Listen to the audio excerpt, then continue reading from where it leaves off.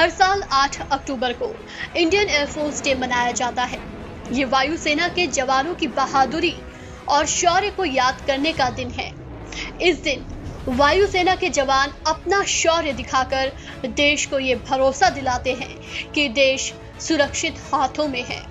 देश के पास इतनी ताकत है कि वो किसी भी दुश्मन को धूल चटा सकता है।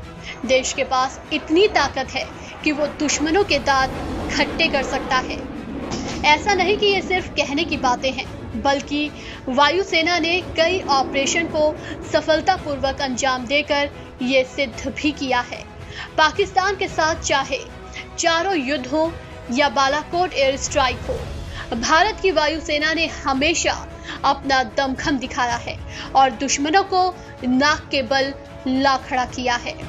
भारतीय वायुसेना की स्थापना 8 अक्टूबर 1932 को ब्रिटिश शासनकाल में की गई थी। तब इसे रॉयल इंडियन एयरफोर्स कहा जाता था। आजादी के बाद रॉयल शब्द को हटा दिया गया और इंडियन एयरफोर्स नाम इस्तेमाल किया जाने लगा। ब्रिटिश सरकार ने शुरुआत में वायुसेना का इस्तेमाल अपने महत्वपूर्ण बंदरगाहों की रक्षा के लिए किया।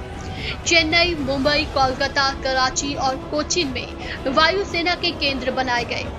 आजादी के बाद भारत की रक्षा जरूरतें बदल गई। पाकिस्तान और चीन से संभावित खतरे को ध्यान में रखकर पंजाब, हरियाणा और राजस्थान में वायुसेना के महत्वपूर्ण अड्डे बनाए गए। इसका फायदा 1965 की जंग में दिखा, जब पठानकोट से उड़ान भरने वाले 31 स्क्वाड्रन के विमान पाकिस्तानी सेना पर कहर बनकर टूट पड़े थे। इसीलिए एयरफोर्स डे पर वायुसेना अपने खास विमानों और जवानों के करतब का प्रदर्शन करती है। एयरफोर्स डे के मौके पर शानदार परेड और एयर शो का आयोजन होता है। भारतीय वायुसेना का आदर्श वाक्य है नभः स्पृशं दीप्तम्।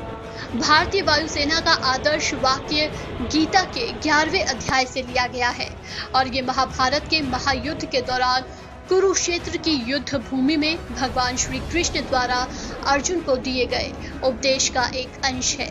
इसी आदर्श वाक्य के साथ भारतीय वायुसेना अपने कामों को अंजाम देती है। इस खबर में फिलहाल इतना ही। नमस्कार।